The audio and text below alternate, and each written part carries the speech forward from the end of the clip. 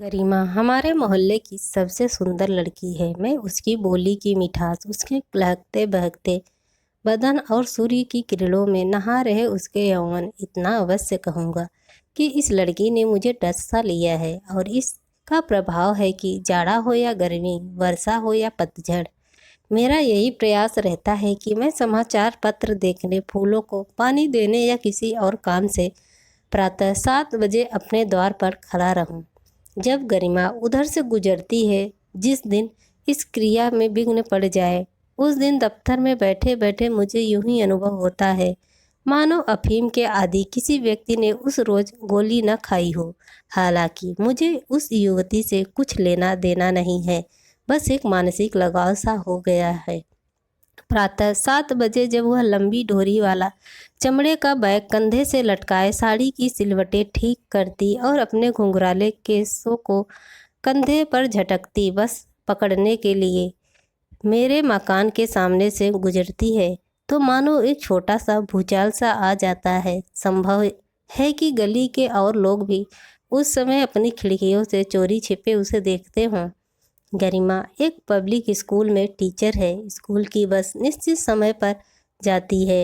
एक बात जो मैं समझ नहीं पाया वह यह है कि इस आयु में तो यौवन ही यौवन का श्रृंगार होता है, फिर उसे इतना बन संवर कर निकलने की क्या आवश्यकता है। प्रत्येक दिन एक नया रंग जूते से बिंदिया तक उसे घेरे रहता है। प्रत्येक फूल को अपनी सुगंध तथा सुंदरता के प्रदर्शन का पूरा अधिकार है। इसलिए किसी को गरिमा के बन संवर कर निकलने पर कोई आपत्ति नहीं हो सकती। गरिमा से मेरा कोई निजी परिचय नहीं है। संभव है वह मुझे जानती हो, क्योंकि उसके पिता श्यामलाल जानते हैं कि मैं कोयला मंत्रालय में काम करता हूँ। श्यामलाल का ईंटों का व्यापार है। एक बार मेरी कोशिश से उन्हें कोयले की एक गाड़ी का परमिट उस समय मिला था जब उन्हें कोयले की बड़ी आवश्यकता थी। उनके भट्ठे लगे हुए थे, वर्षा आने वाली थी और कोयला न मिलना तो उनका व्यापार चौपट हो जाता। कुछ दिनों के पश्चात श्यामलाल और उनकी पत्नी गीता मेरा धन्यवाद करने के लिए हमारे घर आए थे। कुछ मिठाई और फल दे गए थे। उस दिन गीता मुझसे बहुत प्रभावित हुई थी। बेशक उसकी मेरी बहन से अच्छी जान पहचान थी, किंतु उस दिन वह मेरे पास भी कुछ देर बैठी रहीं। संयोग ऐसा हुआ कि उस समय मैं हस्तरेखा की एक किताब देख रहा था। पुस्तक में बने हाथ के चित्रों को देखकर कहने लगी, भाई साहब, क्या आपको हस्तरेखाओं का भी ज्ञान है? यूं ही थोड़ी बहुत जानकारी किताबें देखते देखते हो गई हैं। आप किसी दिन इनका हाथ भी देखें। क्या कारण है? इनकी लगातार 4 वर्ष से इन्हें व्यापार में घाटा पड़ रहा है। हम तो गरिमा के हाथ भी पीले नहीं कर पा रहे हैं। मैंने पुस्तक रख दी और कहा, गीता जी, इन किताबों में क्या रखा है? मनुष्य का भाग्य उसकी मुट्ठी में होता है, लकीरों में नहीं। नहीं भाई साहब, मैं आपसे सहमत नहीं, श्यामलाल कह रहे थे। मनुष्य का कार्य तो कर्तव्य करते जमा है, किंतु जब प्रत्येक कदम ही उल्टा पड़े एवं प्रत्येक क्रिया ही प्रतिक्रिया उल्टी हो जाए तो उसे भाग्य कहते हैं, पर विवश हो जाता है। यदि इस बार भी आप कोयला न दिलवाते तो हमारा भट्ठा बैठ गया होता और हम मकान बेचने पर मजबूर हो जाते। इस भेंट के पश्चात श्यामलाल और गीता से हमारी जान पहचान बढ़ती गई। मैंने कई बार गीता को गली में अपनी बहन के साथ बातें करते हुए देखा, किंतु मैंने कभी सोचा भी नहीं था कि एक दिन गरिमा भी हमारे यहाँ आएगी। रविवार का दिन था। मैं कुछ फाइलें काम करने के लिए घर ले आया था। खिड़की खोले इन फाइलों पर काम कर रहा था कि मेरी बहन गरिमा को साथ लिए मेरे पास आई और कहने लगी, आप नित उटपटांग प्रकार के लोगों के हाथ देखते रहते हैं, आज गरिमा का भी हाथ भी देखिए। आज प्रातः गीता जी मंदिर में मुझे मिली थी। बेचारी बहुत परेशान दिखाई दे रही थी। कहने लगी, आप भाई से कहे कि गरिमा का हाथ भी देखे, संभव है कुछ पता चले कि भगवान मेरी प्रार्थना कब स्वीकार करेंगे। गरिमा अपनी गुलाब की पंखुड़ी जैसी हथेली मेरे सामने रखी मेज पर खोले बैठी थी, जिसे मैं हाथ लगाने से झिझक रहा था। उसकी आंखें मधुशालाएं सी दिखाई दे रही थीं, जिनमें न जाने कितने भावुक लोग डूब चुके होंगे। मेज पर रखे चाय के प्यालों में से भाप उठ रही थी। गरिमा के सीने में भी कुछ ऐसी ही भाप उठने का गुमान हो रहा था, क्योंकि उसके नैनों के गुलाबी गुलाबी किनारे भीगते हुए दिखाई दे रहे थे। मैं हाथ देखने का शीशा उसकी हथेली पर घुमाता हुआ लकीरों के जंगल में से खो गया था। गरिमा चाय नहीं पी रही थी, चुप बैठी थी। मैं मन ही मन सोच रहा था कि गरिमा जैसी सुंदर युवती को कोई समस्या नहीं होनी चाहिए। ईश्वर ने उसे सब कुछ दे रखा है। रही शादी की बात, तो सो ऐसी लड़की को ग्रहण करने के लिए तो लोग कतार बांधे खड़े होने चाहिए। वह खाते पीते घराने से संबंध रखती है। हथेली पर दिमाग, आयु और स्वास्थ्य और भाग्य की लकीरें बहुत अच्छी हैं। सूर्य के उभार पर लकीर उस जिसके भाग्य चमकता है और सुंदर है, वह बुध बृहस्पति के उभार बहुत अच्छे हैं। शनि का उभार भी दबा हुआ है और उससे होती हुई रेखाएं दिमाग, दिल या जीवन रेखा से भी नहीं टकराती। मस्तिष्क की लकीर भी न कहीं टूट रही है, न वीनस से उभार गई है जो इस लड़की के लिए कोई समस्या खड़ी हो। फिर इसके माता पिता इसके लिए परेशान क्यों हैं? इसलिए मैंने गरिमा से पूछना ही उचित समझा। गरिमा, तुम ही कहो, समस्या क्या है? वह कुछ मुस्कुराई और कहने लगी, कोई विशेष बात तो नहीं है। यह बताइए कि मेरे घर के लोग मुझे अशुभ या मनहूस क्यों समझते हैं? 3-4 वर्षों से तो मानो इस घर पर बोझ बन गई हूँ, जिसे वे कहीं न कहीं उतारना चाहते हैं। मेरे पिता तो यह समझने लगे हैं कि उनको जो भी कठिनाई आ रही वह मेरे कारण ही है। नहीं गरिमा, तुम्हारे हाथ की लकीरों में तो ऐसा कोई बात दिखाई नहीं देती। तुम जहाँ भी जाती हो तुम्हें मान सम्मान मिलता होगा, लोग तुम्हारी ओर झुकते होंगे। तुम्हारे मित्र अधिक और शत्रु शायद ही कोई हो। नेकी और नेक दिल तुम्हारे स्वभाव में है। जीवन के आरंभ से अंत तक तुम्हें कोई आर्थिक कठिनाई नहीं आएगी। इसलिए मैं समझ नहीं सका कि श्यामलाल और गीता बहन तुम्हें अशुभ क्यों कह समझते हैं। शायद इस कारण कि मैं 24 वर्ष की हो चुकी हूँ और अभी मेरी शादी नहीं हो पाई, किंतु तुम्हारे हाथ में तो ऐसा कोई संकेत नहीं जिससे पता चले कि तुम्हारी शादी में कोई विघ्न पड़ सकता है। इसका एक कारण हो सकता है कि मेरे माता पिता जिस प्रकार से मेरी शादी करना चाहते हैं उस प्रकार के साधन उनके पास नहीं है। जैसा दूल्हा वो चाहते हैं वैसा उन्हें मिल नहीं रहा। गलत कुछ वर्षों से पिताजी के साधन बढ़ने की अपेक्षा कम हुए हैं और जिस प्रकार की शादी मैं चाहती हूँ वह संभव नहीं हो रही है। तुम किस प्रकार की शादी चाहती हो? मैंने पूछा। दौलत की नहीं, दिल की।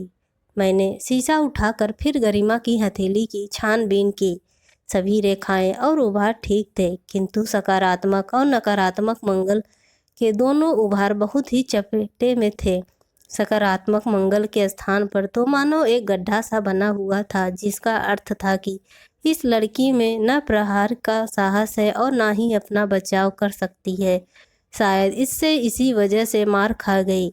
इसीलिए मैंने गरिमा से कहा, यूं प्रतीत होता है मानो तुमसे धोखा होता रहा है जिसे तुम रोक नहीं सकी और ना ही तुमने बताने का साहस है। तुम्हारी यदि कोई समस्या है तो यही उसका मुख्य कारण है, नहीं तो तुम्हारे हाथ में कोई अन्य त्रुटि दिखाई नहीं दी।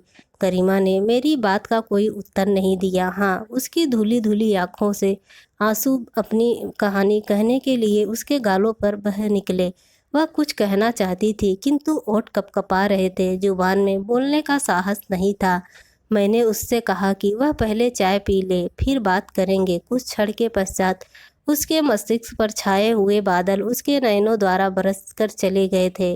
पलकें अभी भी भीगी हुई थी, किंतु सीने का ज्वार भाटा थम गया था। मैंने कहा, गरिमा, साहस से काम लो।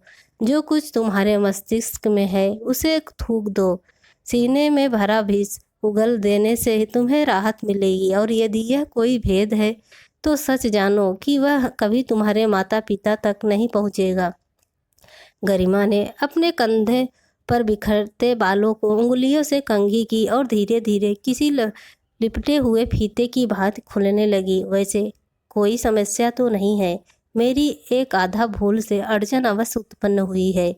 एक लड़का भूषण बीएड में मेरा सहपाठी था। वह मेरे बहुत निकट आ गया था। मुझे भी उसमें कोई कमी दिखाई नहीं दी थी, सिवाय इसके कि वह किसी धनी बाप का बेटा नहीं था। मैंने सोचा था कि यदि मेरे माता पिता ने कभी मेरी पसंद पूछी तो मैं भूषण का ही नाम लूँगी। परीक्षा के दिनों में मैं उसके माँ बीमार हो गई, जिसके ऑपरेशन के लिए उन लोगों के पास पैसा नहीं था। उसने मुझसे सहायता मांगी और मैंने भूषण से अपनी निष्ठा प्रकट करने के लिए उसे 2 बार 15-15 हजार रुपये दे दिए। यह राशि वह थी जो मैंने जमा कर रखी थी। किंतु न भूषण को माता बच सकी और न ही उसके ने मुझे वह राशि लौटाई। यहाँ तक कि वह कॉलेज छोड़कर ही चला गया। मेरे माता पिता को पता था कि मेरे पास कितना पैसा है, किंतु मैं उन्हें कुछ बता नहीं सकती थी।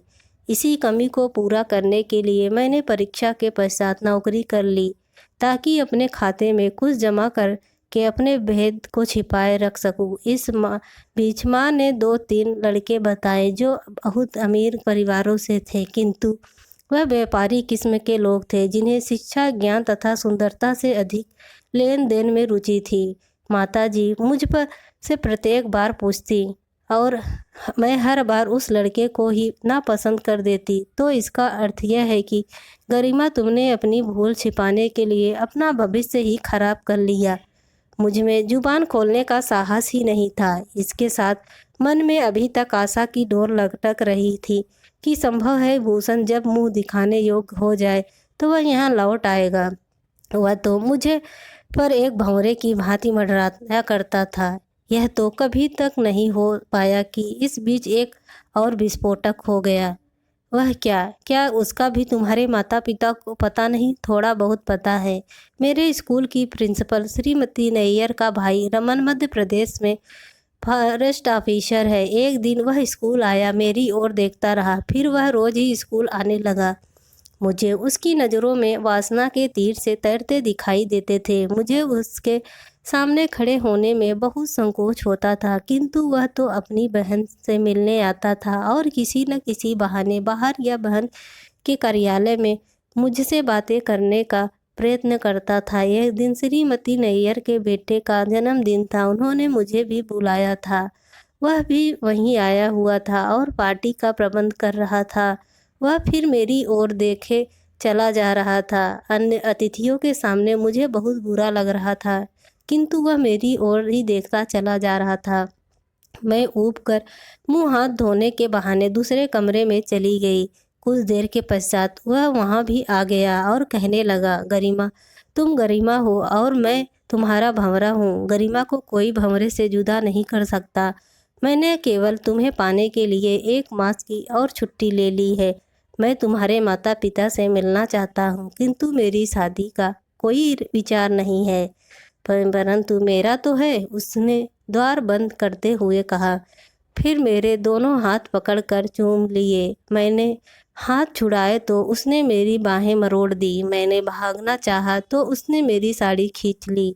मेरा ब्लाउज फट गया। इसी संघर्ष में एक ड्रेसिंग टेबल उलट गई, खिड़की का शीशा टूट गया। श्रीमती नैयर भागी भागी आई और बोली, रमन, यह क्या हो रहा है? कुछ नहीं, गरिमा से कुछ प्यार कर रहा हूँ। मैं कुछ नहीं कह सकती और साड़ी उठाकर बांधने लगी। श्रीमती नैयर बोली, प्यार बाद में होता रहेगा, पहले मेहमानों का स्वागत तो कर लो। मैं कुछ नहीं कह सकी। इसी परेशानी की अवस्था में बाहर निकलकर टैक्सी पकड़ी और घर चली आई। 1 सप्ताह के पश्चात श्रीमती नैयर अपने भाई के साथ लेकर मेरे माता पिता से मिली। उन्होंने कहा, आपकी गरिमा और मेरा भाई रमन एक दूसरे से प्यार करते हैं।